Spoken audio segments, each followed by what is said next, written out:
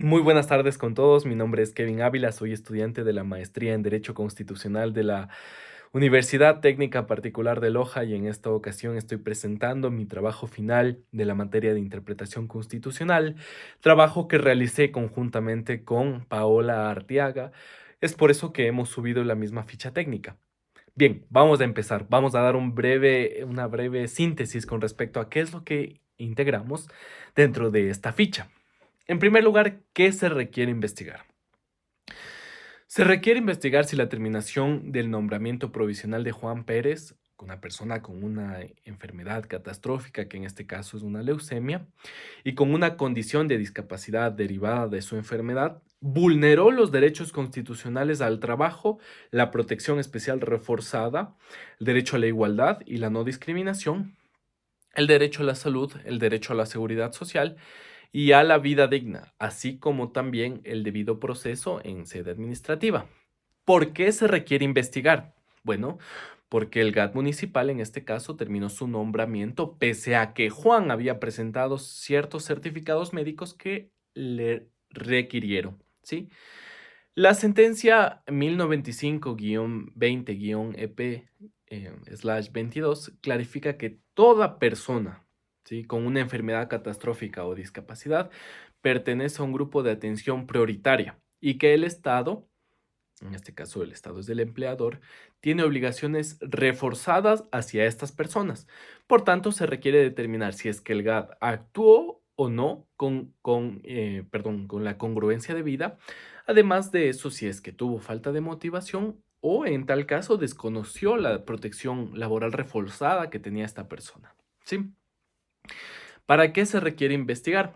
Bueno, para establecer si corresponde declarar la vulneración del derecho y ordenar medidas de reparación, tales como la reincorporación, la restitución de la seguridad social, los ajustes razonables y la garantía de no repetición, siempre y cuando se sigan los criterios de la sentencia 1095-20-EP/22. Ya. Vamos a hacer un pequeño resumen de los hechos que se nos fue planteado en nuestro trabajo final. ¿Ok? El accionante es un servidor público bajo contrato ocasional que laboró en el GAT de Durán desde el año 2014. Fue diagnosticado con una leucemia crónica, ¿sí?, considerado en este caso como una enfermedad catastrófica, y además de eso tenía una discapacidad física del 30%. ¿Sí? Los hechos fueron probados.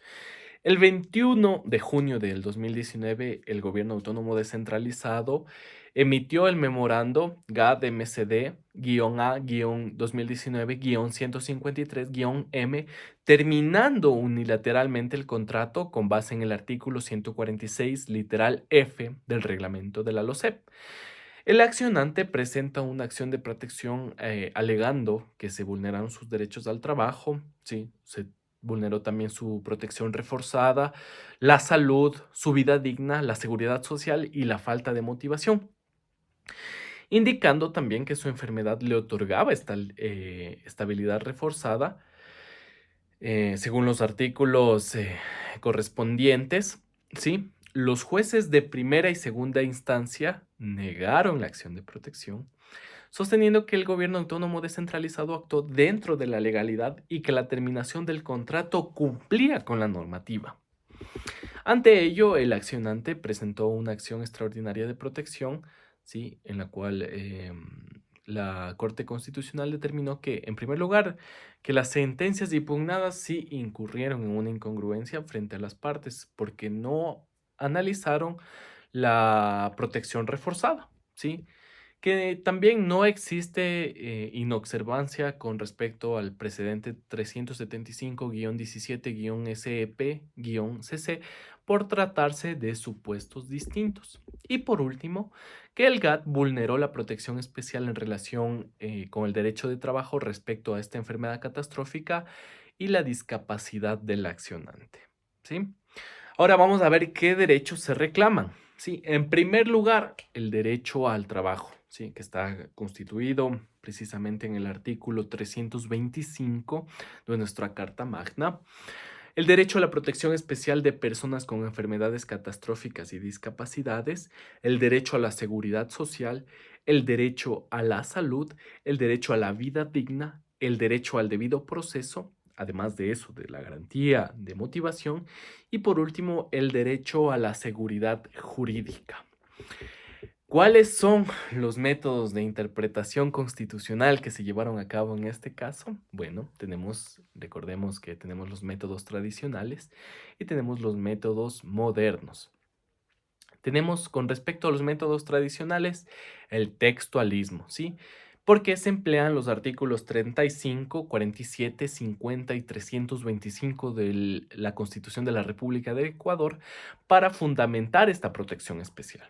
Después tenemos otro método tradicional que es el método sistemático, en el cual, bueno, se va a articular no solo la Constitución, sino también la Ley Orgánica del Servidor Público, la Ley Orgánica de Garantías Jurisdiccionales y Control Constitucional y, bueno, otro tipo de precedentes. Y por último, dentro de los métodos tradicionales tenemos al finalista, ¿sí? Porque se interpreta la Constitución orientada a la protección de grupos vulnerables. Con respecto a los métodos modernos, sí tenemos dos usos. Tenemos el método moderno de balanceo o test. En este caso se hace el test de razonabilidad con respecto a la terminación laboral y la carga reforzada. ¿Sí? Y con respecto a los métodos modernos, por último, tenemos al evolutivo dinámico. En este caso, la Corte amplía la protección reforzada a enfermedades catastróficas no profesionales. ¿Sí? Viendo esta calificación, podemos seguir, en este caso, podemos sacar las citas jurisprudenciales, ¿sí? En este caso, la ficha técnica nos pedía marcar con una X las citas jurisprudenciales utilizadas en la sentencia y explicar cómo y en qué parte se les puede observar. Bien, tenemos por su forma una cita jurisprudencial de analogía estricta. En este caso, la Corte compara el caso actual de una persona con enfermedad catastrófica con el caso 375-17-SEP-CC, en el cual existía una enfermedad profesional y se discutía si es que había una estabilidad reforzada. La analogía se construye porque ambos comparten las mismas propiedades relevantes, que son la persona con discapacidad médica grave, la desvinculación laboral y además de eso la obligación estatal de una protección reforzada. Sí, en este caso, nosotros tenemos como analogía que la Corte debe determinar que dicho precedente resulte aplicable al caso bajo análisis por compartir las mismas propiedades relevantes. Tenemos una analogía permisiva en el cual la Corte reconoce que el caso 375-17-SEP-CC no es idéntico al caso presente, porque allí era una enfermedad profesional y aquí es una enfermedad catastrófica, pero aún así se usa esta analogía de manera flexible para extender un poco lo que es la protección. Con respecto al concepto común, tenemos que la sentencia utiliza sentencias previas para extraer conceptos comunes como por ejemplo qué es la estabilidad reforzada, qué es la protección especial, qué es la atención prioritaria, sin necesidad de una similitud táctica. En el caso de la cita retórica, sí, la Corte emplea citas jurisprudenciales como apoyo discursivo y no para resolver directamente este caso, sino que cita, por ejemplo, Furlan versus Argentina de la Corte Interamericana de Derechos Humanos para reforzar un principio general. ¿Ok? Con respecto a por sus características, tenemos a las analógicas y la Corte interpreta el precedente anterior buscando similitudes para aplicar en el caso actual. ¿Sí? Con respecto a, por sus características conceptuales, la Corte utiliza precedentes para construir y afianzar doctrinas conceptuales como la carga aumentativa reforzada, la prohibición de los estereotipos y la estabilidad laboral como manifestación de esta protección reforzada. ¿Sí? Con respecto a por sus características internas, la sentencia cita otras decisiones de la misma Corte Constitucional, es decir, los precedentes internos de la Corte. Sí, con respecto a las características externas, la Corte también utiliza fuentes internacionales, ¿sí? Principalmente la de la Corte Interamericana de Derechos Humanos y de la de los tratados internacionales. Bien, ahora vamos con el precedente constitucional. Sí, en este caso vamos a ver la ratio decidiendi, ¿ok? Una entidad pública no puede terminar un contrato ocasional de una persona con discapacidad sin demostrar causas objetivas y sin procurar previamente su reubicación, ¿sí? Cumple los requisitos de un precedente, ¿sí? Es una regla jurídica porque la Corte formula una regla clara y sintetizable. También se da simultáneamente una persona con discapacidad que independientemente del momento en el que la contrajo, celebró un contrato por servicios ocasionales.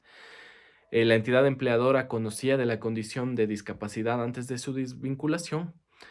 No se procuró su reubicación cuando su condición lo impedía continuar ejerciendo efectivamente el trabajo que le fue encargado, ¿sí? Está dentro de esta decisión judicial, ¿ok? Con respecto si está dentro de continuando con si está dentro de la decisión judicial, sí, hay una formulación explícita de la regla, sí, hay un desarrollo y aplicación de este caso concreto. Hay un fundamento doctrinal y constitucional que sostiene la regla, ¿sí? La sentencia misma aplica el test que la Corte utiliza para valorar los precedentes y a partir de ello podemos verificar todos los requisitos. Es una regla jurídica, sí, ya que la Corte la enuncia como un supuesto de hecho más una consecuencia jurídica. ¿Está dentro de una decisión judicial? Sí, porque forma parte de la motivación y del decisorio de la sentencia. Y por último, bueno, estamos concluyendo. Para concluir, ¿resuelve un problema jurídico? Sí, porque determina cuándo procede y cuándo no. Sí, esta terminación de contratos ocasionales cuando se tratan de personas con discapacidad, sí, resolviendo la tan polémica aplicación de la causal de la letra F, ¿sí? Innova en derecho también, porque la Corte expande la protección reforzada, ¿sí? Porque, por ejemplo, formaliza la obligación de una reubicación y limita la aplicación de la causal de extinción por voluntad cuando ocurren los supuestos indicados. Y por último, la vinculatoriedad, ¿sí? Porque la Corte, ¿sí? Emite esta sentencia, la emite como una regla que tiene carácter vinculante para todos los jueces y para la administración pública en general, ¿sí? Entonces, en este caso podemos ver que la sentencia lo trata como un precedente aplicable y obliga a las judicaturas a observar siempre los casos análogos. Ahora, con respecto al grado del precedente, ¿es vinculante? Sí, la sentencia crea un precedente vinculante para las autoridades y todos los jueces inferiores. Cuando concurran los mismos elementos, siempre se va a tomar en cuenta esta regla aplicable y lo emplearán para resolver el caso en concreto, perdón. Con respecto a si es vinculante, también se puede decir que tiene un efecto práctico en la administración de justicia, pues obliga a todas las entidades públicas a capacitarse y capacitar al personal para que procuren reubicaciones antes de despedir a estas personas que padecen de algún tipo de discapacidad, ¿no? El tipo de precedente es vertical. ¿Por qué? Porque la sentencia constituye un precedente porque proviene de la Corte Constitucional, ¿sí? Y por tanto es obligatorio para todos los jueces inferiores, ¿sí? Hacemos este ejercicio de arriba hacia abajo, ¿sí? Aunque el archivo no aparece explícitamente la palabra precedente vertical, el fundamento de la vinculatoriedad sí está contenido dentro del texto. Es así que la Corte exige a los jueces inferiores respetar estas reglas interpretativas. ¿Cuál es la cita literal que respeta la vinculatoriedad? Sí, la vulneración constitucional afecta la validez de la sentencia, tomando necesaria su sustitución para restablecer los derechos constitucionales transgredidos. Ahora vamos con el obiter dictum, ¿sí? Un obiter dictum es una afirmación no esencial para resolver el caso, generalmente es aclaratoria. En el documento aparece un pasaje donde la Corte analiza la sentencia de instancia y expresa observaciones que no forman parte del ratio decidendi, lo cual constituye un obiter dictum. Cita literal que respalda el obiter. La cita dice: la sala advierte que la sentencia dictada por la jueza que conoció inicialmente la acción presenta algunas falencias en materia constitucional que, no obstante, no afectan la validez del fallo. Esta frase no constituye la regla del caso ni la decisión final, sino un comentario que es accesorio, por lo que funciona como un obiter dictum, ¿ya? Ahora tenemos el decisum, ¿ok? Vamos con el decisum, que es la parte que, bueno, está al final, ¿sí? Y tenemos las líneas jurisprudenciales se construyen a partir del análisis de las sentencias constitucionales, las cuales no siempre van a presentar una analogía estricta entre sus hechos y contextos. No obstante, siempre es posible identificar analogías abiertas o permisivas que permiten interpretar los precedentes de forma flexible y ampliar el contenido conceptual de la línea jurisprudencial, incorporando criterios relevantes desde una perspectiva evolutiva sistemática del derecho constitucional. ¿Ok? Vamos. Tenemos un punto arquimédico, que es la sentencia como fundamento estructural a los precedentes, ¿sí? En referencia a la protección laboral reforzada. La explicación de esta es que la Corte afirma que toda su argumentación se apoya en jurisprudencia previa con respecto a la protección laboral y la discapacidad y menciona expresamente cómo estos fallos son la base original de esta doctrina. ¿Ok? Como fundadora tenemos a la 258-15-SEP-CC y a 080-13-SEP-CC. Y la explicación es que son sentencias que sentaron los primeros criterios sobre estabilidad laboral reforzada, el trato diferenciado a las personas con discapacidad y la obligación estatal de protección especial. Con respecto a la consolidadora, tenemos el 375-17-SEP-CC, en el cual la Corte usa esta sentencia como parte de una doctrina ya reiterada que consolida el entendimiento de que las personas con discapacidad tienen protección especial y además una estabilidad reforzada.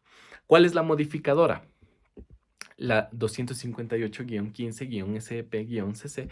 Y la explicación es que, aunque la 258-15-SEP-CC es fundadora, la Corte en 1905-20-EP/22 modifica su entendimiento al afirmar que la protección reforzada no depende del origen de la profesión al de la enfermedad, ni del tipo de contrato, y que debe ampliarse la regla anterior.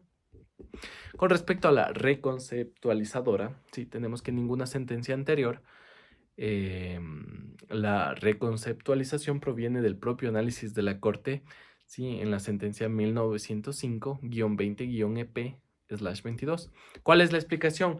La sentencia en este punto introduce nuevos conceptos, como el impacto de estereotipos, juicios y prejuicios sobre la discapacidad, el análisis de la motivación reforzada y parámetros de razonabilidad centrados en la dignidad humana. Después tenemos la línea jurisprudencial dominante, que es la 1095-20-EP/22, que es la sentencia actual, ¿sí? ¿Cuál es la explicación aquí? La Corte transforma la protección reforzada en una regla general, aplicable a toda persona con discapacidad, sin importar el tipo de contrato, sin importar el origen de la enfermedad, con obligación de reubicación, prohibiendo la terminación por sola voluntad administrativa. Entonces, eso sería la línea jurisprudencial. Ahora, vamos con el análisis constitucional, ¿sí? Con los datos expuestos en esta ficha, conteste motivadamente las siguientes interrogantes. La primera es, ¿la sentencia respeta el texto y espíritu de la Constitución? La respuesta es sí.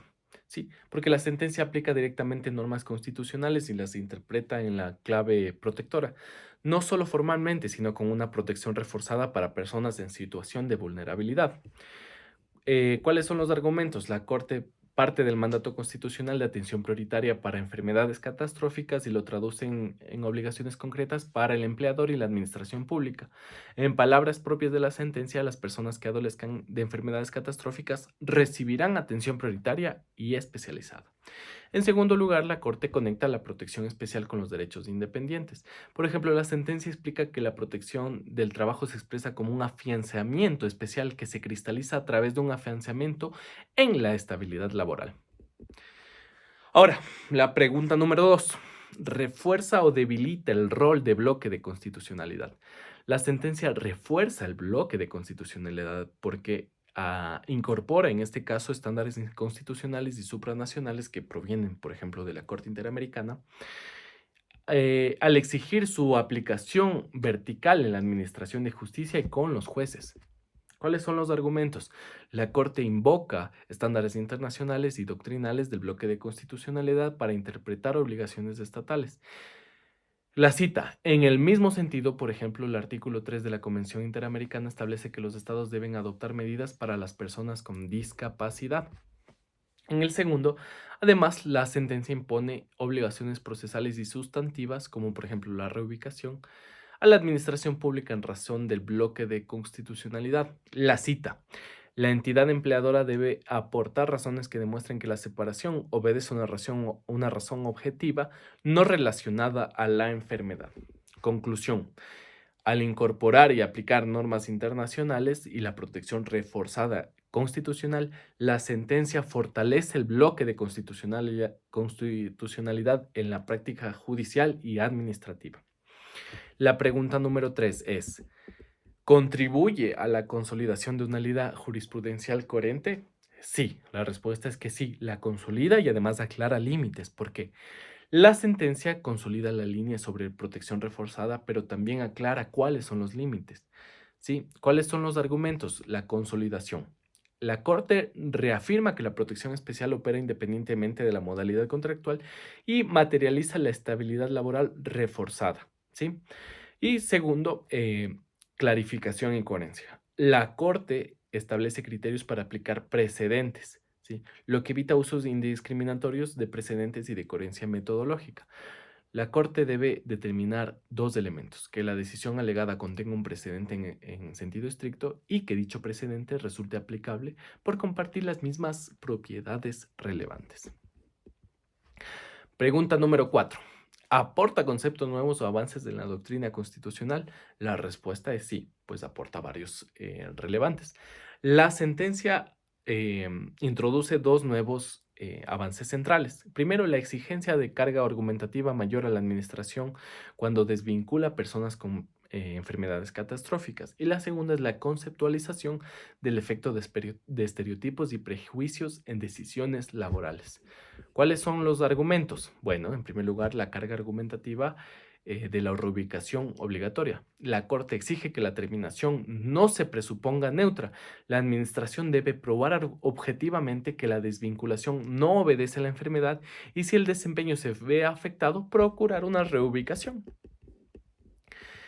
En segundo lugar, los estereotipos y los prejuicios.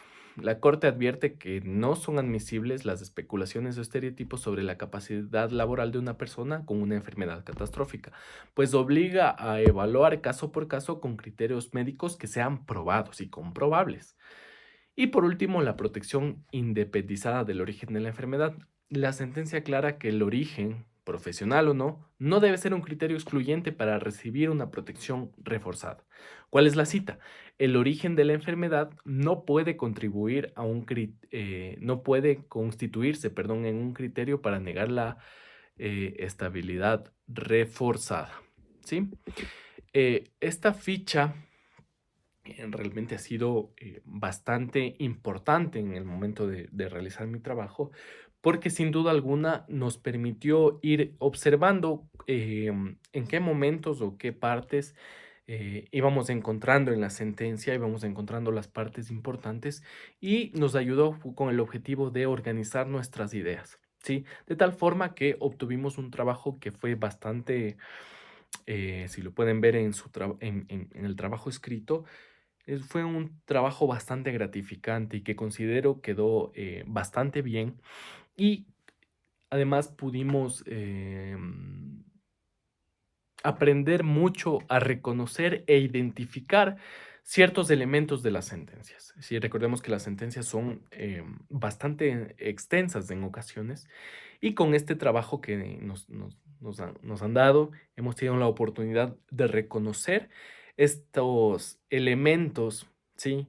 Y además de eso, hemos podido aprender ciertas definiciones que son importantes en el derecho constitucional. Les agradezco mucho por su atención y tengan una excelente tarde.